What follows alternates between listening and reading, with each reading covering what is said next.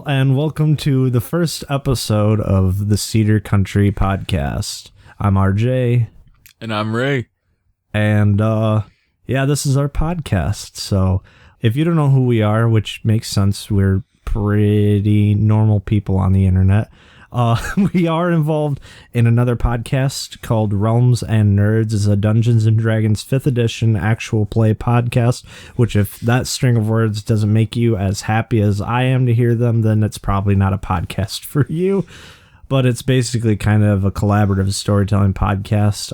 If you have come to this podcast because of that podcast, hello, welcome. Thank you for joining us in this excursion. You're in a really weird demographic that we're also in. You are in an incredibly small demographic that we also happen to happily fit into. So basically, this first episode, the whole podcast is going to be more conversational. Definitely way more than our D&D podcast is. But this first episode in particular, we're going to be talking... Nice words. Yeah. We're going to be just talking about what our podcast is going to be about. So if you're the kind of person to do this, you could peg this as kind of one of those edutainment podcasts. Because there's definitely going to be some talking about history and stuff. But we're also going to be talking about like what's new and like the news and things. And before we go any further, I'm going to admit that it felt like kind of an omen that today when I was working, I honestly had the Lil Nas Old Town Road stuck repeating in my head today. Boy, was that an experience. But fortunately, Ray's not a big fan of Old Town Road by any means.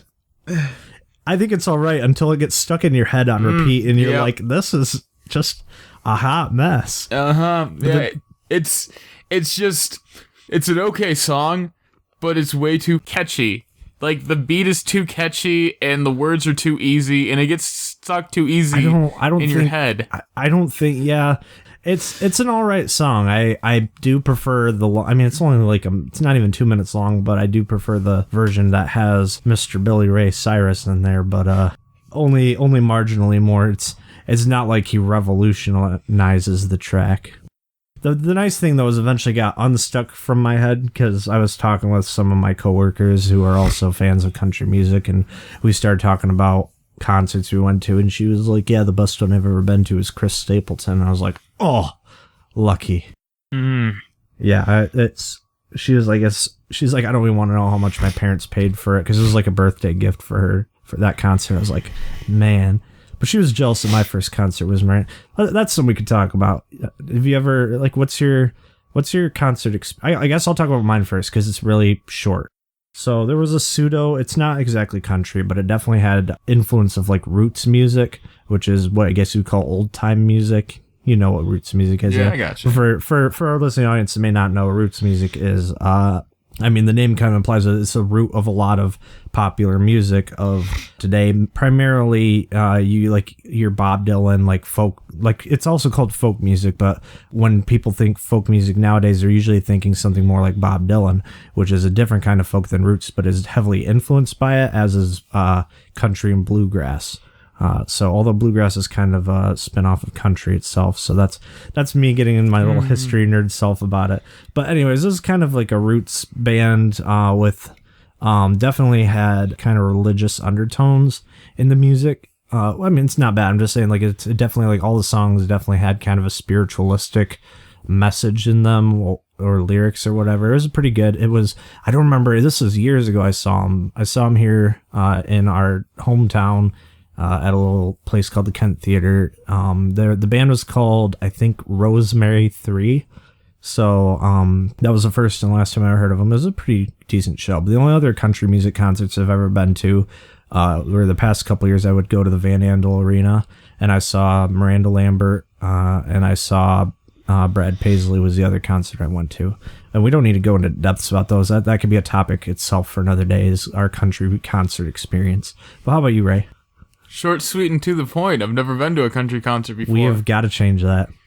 There's a concert coming up with Willie Nelson and Alison Krauss, and I would love to go to that show. We actually tried earlier this year to make it to some concerts, like the Alan Jackson concert. Oh, Kenny Chesney. Oh, but unfortunately, it was just college got in the way for me financially and time wise and work, so I couldn't make it to either of the concerts. So. Yeah, and getting married is kind of putting a damper on my financials, too. For sure. So as we mentioned, it's going to be kind of an edutainment and a lot of that. So I'm not gonna just like read through the entire list because I don't want to like spoil things. But to give you guys an idea of some of the ideas I've put down for episode topics that we have talked about, this was going to be kind of where we're going to start after this week. The way I have it here is written differently than how it's probably going to be, but my note, I have history of country music by decade. My plan is to go back and look at the influences on country music because country music has only really existed since about the 1920s, but we're going to go way back into previous centuries. Like we're going to go back to like the 14th century and things.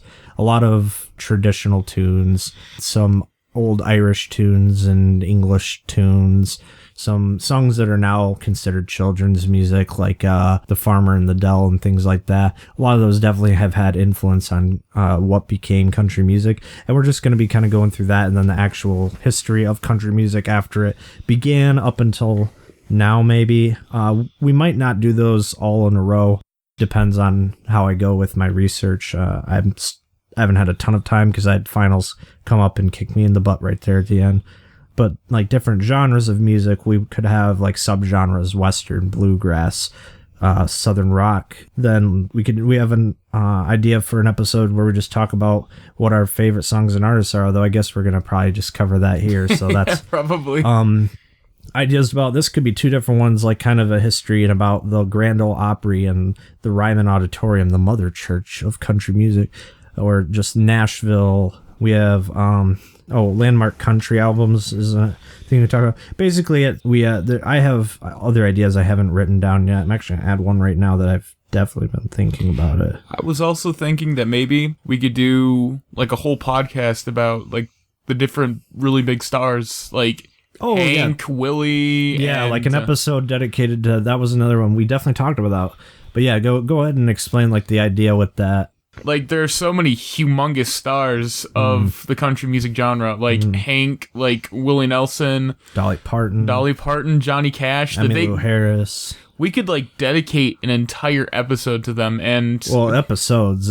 Some of them have like Tammy Wynette, such big names and histories that we could dedicate entire episodes. Just kind of talk like basically a biography episode. And then there are ones that are sort of smaller that could be connected that we might do as like an episode together. But I think there's too much there to just pile all the big names of country music into one episode. Yeah. I mean, it might end up, it's like, this is really for us just kind of, we're kind of feeling this out as we go along, kind of testing the waters, seeing what works, what doesn't. So no promises as to like how things turn out. But let's talk about what are some of your favorite like artists or songs or albums in country music and, its related groups of music? Well, you know me, I'm a huge Johnny Cash fan. Anybody from the Highwaymen, like Willie Nelson, I like that older stuff. Oh, yeah. And Johnny Cash's last few albums, American 4. I have American 4, I think. I love that album. Yeah, all of those were brilliant, how gritty he was in his last little while. A song that's really stuck with me throughout the last little while is Hurt by Johnny Cash. Ooh. And when a band as established as Nine Inch Nails says, yeah, you did it better than me, that's saying something. Yeah. I was raised on Alan Jackson. My dad loved Alan Jackson. There's a local station around here, B93, and my dad always had it on B93. Shout out to B93. I grew up listening to I love B93. I guess if I were to split it into your like older generation of music and your still kind of, I would say, quote, relevant, unquote, artists, like Brad Paisley is probably my number one still modern artists, and obviously both of the artists are still around, even though the other artist isn't like really making anything. I guess I'll just say it's Randy Travis due to his stroke that he had, and he's still recovering from that. But he still makes his appearances everywhere and goes and supports like the local to him, I guess, but the up and coming artists like Cody Jinks and all those guys that are playing covers of his music at the shows. He'll like come on stage or go and visit them after the show and just tell them how much like it means that like how much his music meaning to them that they would perform it means to him. If that makes sense. I couldn't figure out the better way to say that, so that's kind of convoluted. That's really, really cool, man. That's really cool. But yeah, Randy Travis is. I grew up on Randy Travis. Honestly, speaking of growing up, I grew up on more of modern country music, kind of, I would say probably 80s to present at the time. So this is, late 90s into the early mid 2000s.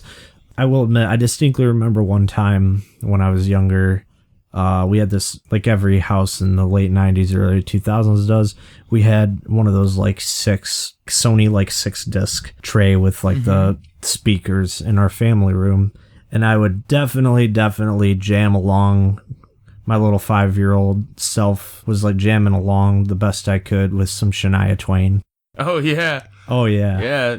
Yeah, whose bed have your boots been under? Man, I feel like a woman. All that. Where has she been? She, I don't remember offhand what she had been doing, but she just recently came back with like a new album and a big tour. You don't remember the tour that just came through GR like last year? And, yeah. She's very good.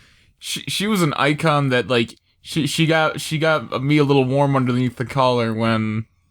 Yeah, that was Little Ray's. That was your celebrity crush. Yeah, growing up. Aw. Yeah. But I listen to a wide variety of artists, as in like the time frames. So I'll listen to Hank and Hank Jr., Johnny Cash. I love Johnny Cash as well. I mean, if you like country music, you don't like Johnny Cash. What are you doing with your life? Exactly. Alan Jackson is super good. But a lot of newer artists too, like Luke Bryan, Chris Young, Tim McGraw, although he's not super new. Scotty McCreery. I really like Scotty McCreery. I haven't actually listened all the way through. I'll admit, I haven't listened through his first album since he was on, what was it, American Idol? I don't know, whichever show he was on that made him famous. Maybe on the X Factor? No, I don't think it was the X Factor. Maybe it's was it The Voice? The Voice, yeah. The Voice? Probably The Voice. No, I think it was American Idol. Yeah? I want to say American Idol. I don't remember, but it just happened to be the right time. He released the single 5 More Minutes back about 2-3 years ago. And that was shortly before my grandpa passed away. And that song really stuck with me because the last verse kind of talks about Scotty's experience with his grandfather passing away. And so that really kind of struck a chord with me, as did the entirety. Growing up, I'd listen to the soundtrack for the movie Oh Brother Where Art Thou. Like that whole whole soundtrack makes me think of him, and I love that soundtrack to death. Say, man, I love that movie. That the whole when I first saw it, I didn't understand it, but I know that I liked it. Yeah, for sure. And my little brain didn't understand the Odyssey. What's going on? The whole siren scene. Yeah. What's going on? That part I kind of understood. It was like the end when like the flood happened. I was like, what? Wait, this doesn't even make sense. But I mean, it ties in, I guess, with the Odyssey. I don't remember. It's been a long time since I read the Odyssey. We did a condensed version of it in school, so I don't know offhand. I just know it's based on the Odyssey. Oh my gosh. Dude, I never even thought about that. Yeah, it is. The film is a Depression era adaptation of the Odyssey by Homer. I mean, now looking back and seeing like John Goodman's character and all that kind of stuff. He's the Cyclops. It totally... I think that's even like the name in the casting form is the Cyclops. Oh, dude. It's super good. Anyways, back to what we were originally talking about. Chris Stapleton is really good. I don't know if any of his, if he has any released any albums or LPs or songs released prior to Traveler, but I have all his Traveler and his from A Room, both or 1 and 2. I guess I don't know. I guess it was the same session, but like split into 2 albums. I don't know much about it. All I know is I have all 3 albums. They're literally sitting right over there. But there's a lot of artists I really like, but like Alison Krauss is another artist I super love. Oh, another album I really love ties into both Alison Krauss and Johnny Cash. Is the Johnny Cash Forever Words, which was it isn't a Johnny Cash album in the fact that like it's him singing, because but it's his lyrics, or it's his words, because it was things like poems and letters and unpublished music that he had made that other artists like Brad Paisley and Alison Krauss and Willie Nelson and why am I blanking on? I don't know. But there was like a ton of artists that had been involved in that. Was it Casey Musgraves? No, it wasn't Casey Musgraves. Was it? Okay, now this is something I gotta look up because that's gonna bug me. But that album I really love, because I mean it's based on the book of collected things that his son put together, I think. Speaking of Johnny Cash, since we both really love him, have you heard his I think other than the last one in the American series, which is American 6, which was the last one he recorded and then was released shortly after he passed away, like a couple of years, like 2006. Have you heard, as far as I know, the only posthumous album they've released of his? No. Out Among the Stars. It's very good. It's if I were to place, I don't know, I can't remember offhand, it's been a while since I read about it, but I believe it's recordings from about the 80s, because there's definitely one of my favorite tracks is If I Told You Who It Was, and the whole track is like a story that he tells about going and seeing somebody at the Grand Ole Opry. But he's like, if I told you who it was, you'd say I was making it up. And they never say who it is, but if you don't know who it is by the end of the song, then you don't know much about the history of country music. Tank, isn't it? No? It's Minnie Pearl. Oh, okay. Because at the end of the song, it's her going, "Howdy, I'm just so proud to be here to meet you." I don't remember but it's her signature "Howdy." And I was like, that's a clever song. I really liked it. But it's a bunch of previously unreleased songs. And one of them, I think, is actually just a live session of him and I think Waylon Jennings doing I'm Moving On. Not the Rascal Flatts song, but the 18-wheeler rolling down the tracks. Mm-hmm. Yep, that one. Mm-hmm. I don't know if it's a studio or like a live. I can't really tell because it's so polished that it sounds like I think it's a studio recording, but they just kept some of it's like one of those ones where they keep some of the like like stuff where they're kind of chatting a little bit, like they're before. jamming. Not quite jamming. It's more I think Johnny cracks a joke, I believe. It's a very good album. I really like it. But yeah, I was right. Chris Christopherson, going back to the Forever Words, he was involved in it. Yes, it was Casey Musgraves, and it's Rustin Kelly and Casey Musgraves. But Chris Cornell was one of the last things he did before he passed away, was he recorded a song for it.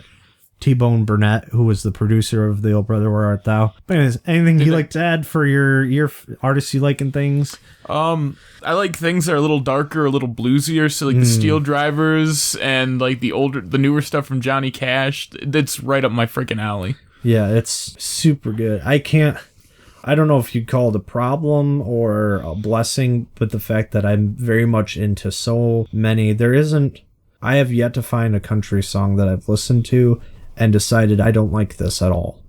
There's always something I find redeeming and can enjoy about country music. I think it would be hard pressed for me to find a country music song I didn't like. There are a couple that I've been like, including Old Town Road, where it was like, And like I think there was like a Dan and Shay song that I heard that I was like, But for the most part, everything I hear, I really like. But I also don't really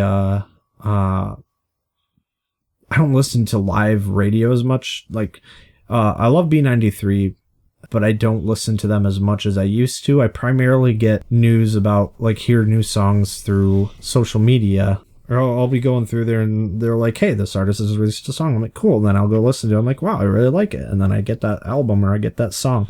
And that's how I kind of get my new music for the what's up and coming and still fresh and new. See, I wish I had as open of a mind as you, because I despise pro country. I despise not a Jason Aldean man? No. I have every single one of his albums. No. Like Jason Aldean, Florida Georgia line. They just like I can't. Jared Neiman, I can drink to that all night. I can't do it. I can jam to those. A lot of those are really good for like summer drives or like chilling at the beach. So I like to make playlists, but I have one for like going to the beach. I have a going to the beach playlist. I actually have, and I'll have like sub playlists. Like I'll have that, and then I'll have one that's specifically just country music about being at the beach or going to the beach. And yes, most of it, in fact, I would say almost all of it is what you would call modern. I guess. Can we take a quick break? Yeah, if you need to like go to the bathroom. I need to answer a phone call and probably use the restroom real quick. Okay. Hey everybody, this is RJ, Ash, Ray, Brandon, Harrison, and Bronson. We host a Dungeons & Dragons podcast called Realms and Nerds. Some highlights of our show include wreaking havoc in every town we visit, Blowing up hot tubs, killing off fan favorite characters, high necromancers, inappropriate wedding etiquette, and every now and then, actually good storytelling. Join us in the realms of Pridea for fun fantasy adventures every week. You can find us on Podbean, iTunes, Google Podcasts, Spotify, or just about wherever you get podcasts. So, while we were on our little break there, I happened to hop on the social medias and saw that today is actually the 30th anniversary of the passing of Keith Whitley, which, like, wow. Like, the coincidence could not be crazier. Do you know who Keith Whitley is? And take it you don't know who he is? No idea. Hold on, let me... I have a feeling that this is mostly going to be you going, hey, look at this thing, and me going, wow, that's really cool. So anyways, Keith Whitley was he's obviously a country music singer, popular in the, I think late 70s to 80s. He passed away in, obviously, like I said, 30 years ago to the day, because he passed away on May 9th, 1989. Okay. Oh, yeah, so, he's way before us. Yeah. Well, not way before, but... He was married to country singer Lori Morgan. His most popular hits were When You Say Nothing at All, No Stranger to the Rain, I Wonder Do You Think of Me, It Ain't Nothing. Those two... I Wonder If You Think of Me and It Ain't Nothing were posthumous releases, that album was. He had passed away due to alcohol poisoning. He definitely was an alcoholic, apparently. That's a really big problem in this sort of scene, too. I feel like drugs and alcohol are... Yeah, not in the country music scene, premature deaths primarily, I would say behind Hank Williams, Keith Whitley is probably the most famous, I guess infamous.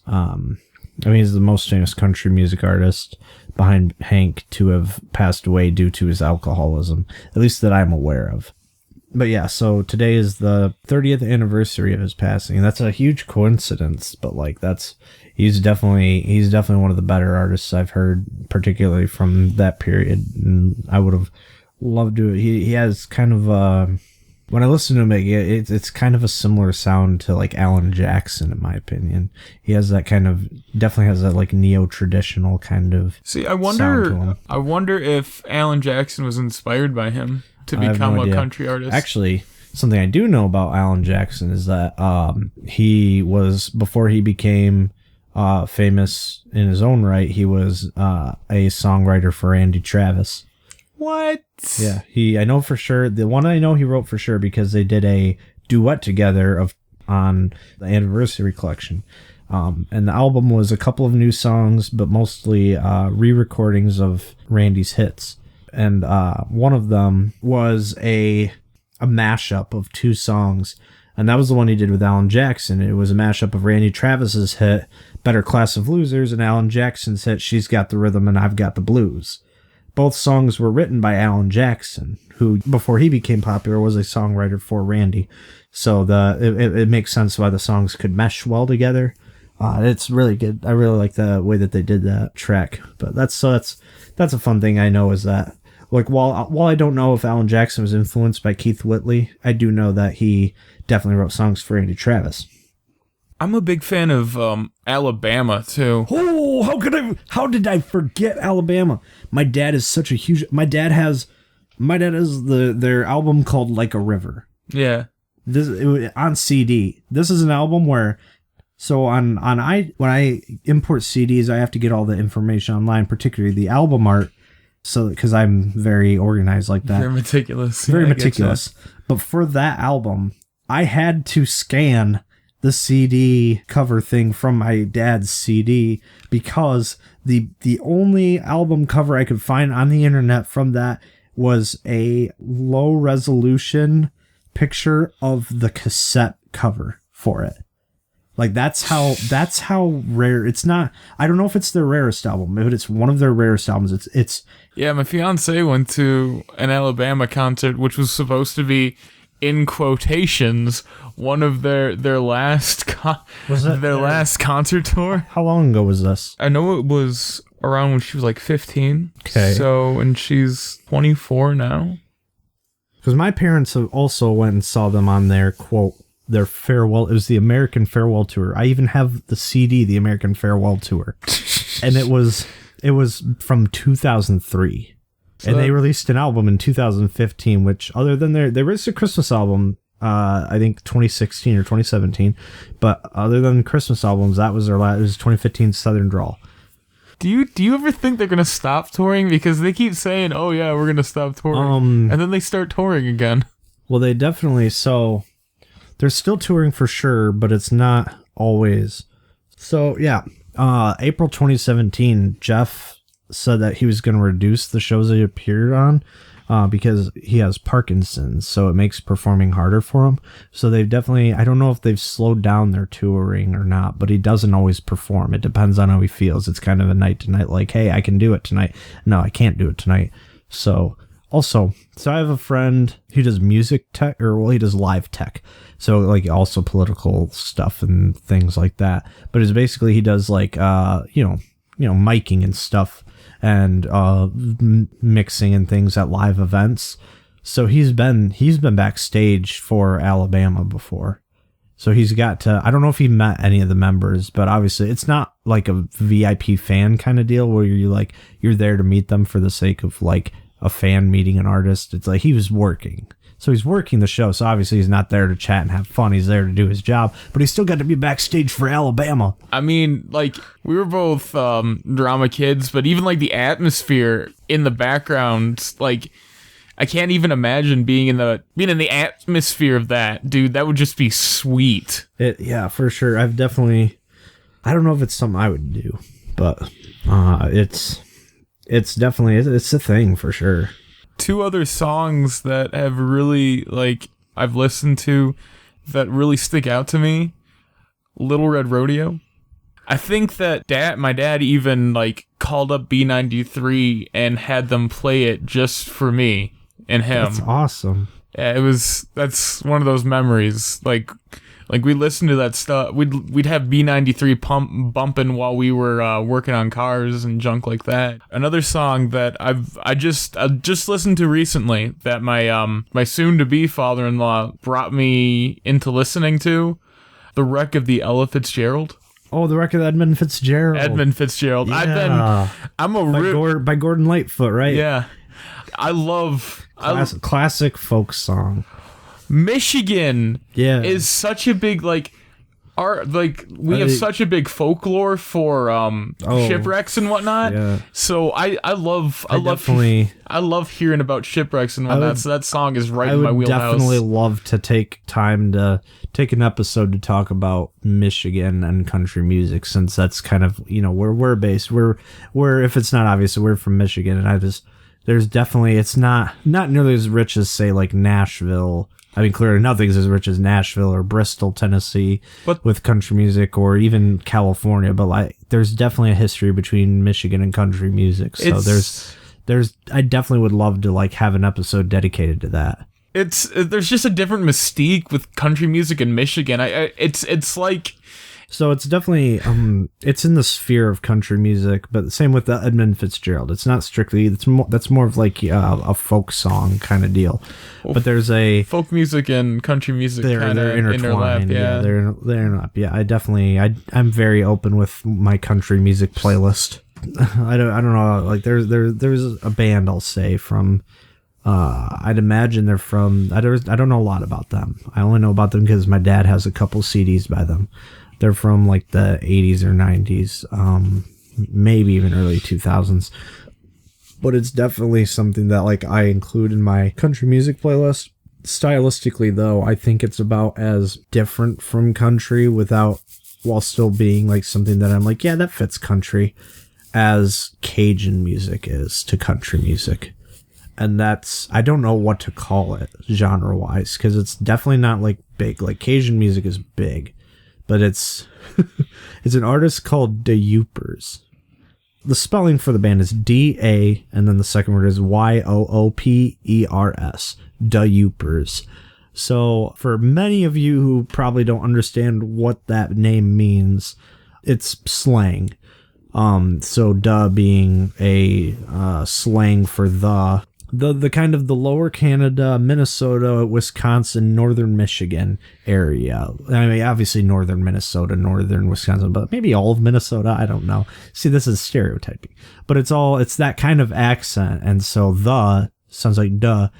You're going out to the barn today. So that's where so da Yoopers. And then Yooper is a slang term by Michiganders for the people that live up in the north part of Michigan. Michigan is separated by a bridge called the Mackinac Bridge. It's into two peninsulas, the upper peninsula and the lower peninsula. Although, and I don't know, I think it has to do with the fact that LP is a term for a long play, like a long play record. It might be why no one refers to where we live as the LP, but the upper peninsula is often referred to as the UP. So people that live up in the UP are often referred to as Yoopers. Whereas people yes, we're referred to as trolls because we live under the bridge. But I love that. It's so dumb, but I gotta hand it to Michiganders. But so that's what a Yooper is somebody who lives in the Upper Peninsula. So you imagine the slang of the Upper Peninsula, or that area, Lower Canada, and all that, and that's kind of the idea of it's a comedy music group called the Yoopers, and they have at least 2 albums. I don't know, they aren't really big.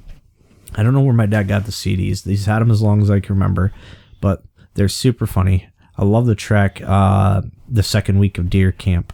It's actually 2 parts, and they're both very good. I like the first one better, but they're both very, very good. One of the albums at the last half kind of turns into a like Christmas album, because there's a cover of Jingle Bells called Rusty Chevrolet. Oh yeah, I know that song. I know that song very well. That's by the Yoopers. So that's kind of about, without being, that's kind of the subgenre of country music that is unique to like us and like our kind of area.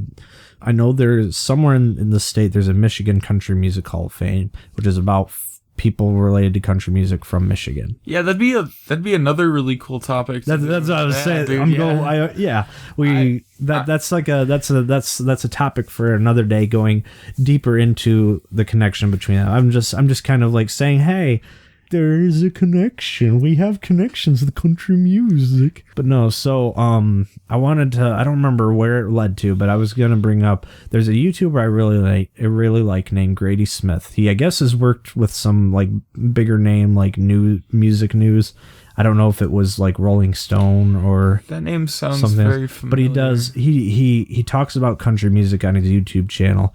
Like I learned of him because I saw a video that was talking about, it was like the title was like the beat that's killing country music. It was talking about the snap something that's like prevalent in a lot of recent releases that you hear on the radio that have, instead of like a live drum thing, instead you have an artificial drum track in the back. So you might have, it's basically like hip hop drum beat kind of thing in the back, or it's like the snap clap or something like that. If you take the time, as tedious as it might be for you, Ray, if you take the time and listen to some like country radio hits, you'll definitely notice in the underlying music, and it's definitely a beat that's. I would agree with him on the fact that as a genre, it definitely doesn't like add much to it, and it definitely isn't. It isn't something that I'm not against having it in there. I don't want it to become the prevalent. Like, if it's not that, it's not country. There's definitely, I like the kind of rubber band kind of thing in the history of the music genre, where it's you have what everybody considers country music, the traditional country music, and then we get into this. It's like that with most genres of music, as I learned about in my American popular music genre class. It's like a rubber band scenario where you have kind of like this grounds the genre. This is what makes it that, and then people kind of like experiment here, but then eventually it'll snap back and come back to being it's a cycle. Like Alan Jackson and Randy Travis and all of them kind of brought back the kind of traditional sound of country music after Bakersfield versus the Nashville. Was it the Nashville sound? I don't remember offhand here. Now I'm just kind of rambling about it, but it's kind of yes, there is the traditional sound of country music, but I do like having experimentation in country music, which is why I don't dislike things such as Old Town Road. Sometimes I think they take the experimentation a little too far. I mean, how else are you going to find out that it doesn't work? For sure. Yeah. I mean, I would say that it makes my ears bleed, but that's a little bit too much. That's a little bit on the exaggeration side, but like, no, for sure. All I got to say is, since it's kind of, this is kind of our, let's talk about Old Town Road and get it out of our system, since it's a thing that's in now. But I'm super glad that despite that song being stuck in my head, I was able to like get it out, and eventually I had Chris Stapleton's Millionaire stuck in my head for a little bit earlier. And then I really had Amarillo by Morning was the one that I was like, Chris Stapleton, man. Oh, that's a newer artist that I really, really like. Oh yeah, I really, really like Chris Stapleton. Like I mentioned earlier, I definitely have all his albums. And shout out to our local brewery, the Cedar Springs Brewery. Fantastic place, fantastic drinks, fantastic food. We are in no way sponsored. Yeah, by we are not sponsored by them. We just we like them a lot, but they have a selective kind of library of music that they play that for the most part is chosen because it somehow kind of thematically fits the idea. So the brewery is kind of like a German based brewery, so there's definitely some like bohemian polka kind of music that plays on occasion, but like for the longest, he only recently just updated music, and because I heard a couple songs off Chris's new album on there. And then even like there was like an All American Rejects song that played. I was like, oh, that's interesting. But for the longest time, in several years of going there, the songs that I would hear the most frequently there were songs from Chris Stapleton's Traveler. And now a lot of what I'm hearing is stuff from his newer albums. You know, if somebody made like a Western themed bar around here, you could make a killing. You say that. We literally just had 2 bars close called the Gun Tavern and the Roundup. Yeah, but they were like, I mean, they weren't like they themed, but their names were themed after Western. They were pretty divey. Yeah, they were definitely dives. Pretty divey. I actually never went into the Roundup, but I had been to the Gun Tavern, and they were pretty divey. It was definitely a dive. But like, I mean, we live on the cusp of what I love about where we live is that we live in like we're on the edge of both suburban city and rural country. We're kind of you do.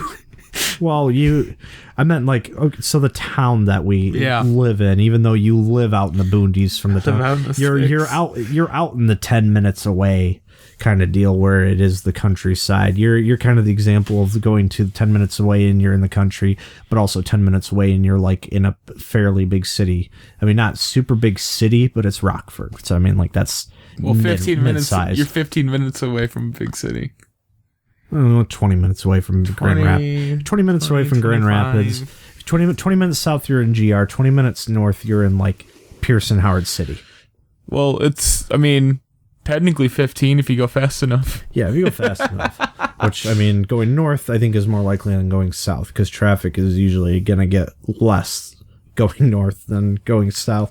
But that's what I love about where we live, is I have fairly quick access to what I need from a city, but I also am not close enough to like hate where I live because I live too close to the city. I would not like to live in the city. I like living, I mean, I live in town, so it's basically kind of suburbia, but it's it's close enough to rural. Like I'm at the edge of town currently where I live. And so I'm literally like 5 minutes away from actual countryside if I just go due east. I live in a swamp. You live in a swamp. I live in a swamp. What are you doing in my swamp?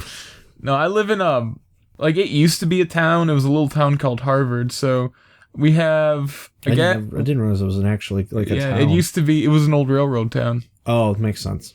So we have a gas station, a party store, and a tavern. Oh, and a place to get your hair cut, and a tavern. And I live right next to the tavern. That tavern is like every country song that talks about a honky tonk out in the middle of nowhere. Oh, so that's that. That is the Harvard Tavern. That is the Harvard Tavern. So the title of the podcast makes more sense to people, and please don't like creep on us because that's kind of weird. But who's gonna actually want to creep on us? I don't know. We're so small, but we live. So I mean, he like he said, he lives out in the boonies in a former kind of town that's just become part of the overarching countryside of a township. But we were recording this in town, and we basically both live in the city of Cedar Springs. So that's kind of where the Cedar gets the name for Cedar Country, is where I got the idea for the name of the podcast, because we're talking about country music from our kind of field of observation here in this small town. Why didn't we call it the Cedar Tucky? Because it's too on the nose and too jokey. I didn't want to go for the that's us, because that's what people from like East Grand Rapids call us when they come to play football against our high school football team kind of deal. Plus, I like the sound of Cedar Country, because I mean it's referring to cedar trees too. So, but it worked out. It had nice alliteration to it, because it's a country music podcast, and I mean it does have. Obviously, it's the s versus k sound, but now we're getting off a real tangent. Thanks, Ray. Well, I let you... I thought that was a poignant question. Anyways, I guess we've pretty much covered all the ground we wanted to. We've introduced who we are. You get kind of a feel of what we like as far as country music and some of our thoughts. So I guess now's the time that we get ready to say goodbye, farewell. That wasn't even a country song. It felt like a good time to burst into a sing-along thing, I guess. But anyways, Don't do that. Don't do that. Don't do that. Please don't do that. But anyways, so before we get going, so a couple things. So I don't know how easy it'll be to find it, but I have created a YouTube account, but I don't remember exactly how to get to those. I'll probably post about those on social media. But the ideas of those is that for every one of our episodes, I plan to curate a playlist that kind of includes the music that we talk about, more specifically when we talk about specific songs than artists, but I'll probably include some of those as well. But then also there are going to be playlists of like kind of a more in-depth, like you can actually listen to the music that like we like. So a curated playlist of this is country music that Ray likes, or this is country music that RJ likes. But then you can also find us on social media. Obviously the podcast has social media accounts. Our Twitter account, which is where you can primarily find information, is Cedar Country. And that's at Cedar_Country, CEDAR_COUNTRY. On Instagram, there is no underscore. It's just CEDARCOUNTRY. If you'd like to check out our other podcast, that one is called Realms and Nerds. The and is an ampersand, so that weird little squiggle thing. I'm sure that you can find it through our Twitter account. You can find that Twitter account. If not, that's at Realms Nerds. That's where we do D&D. And then we also have our own personal social media accounts. My handle on my Instagram and my Twitter is the RJ Moore, THERJMOORE. And then Ray's. You can find me at Hunter_subclass on the Twitter. On the tweets. On the tweeter. So anyways, I've been RJ. And I'm Ray, and I think it's about time that we head off into the sunset.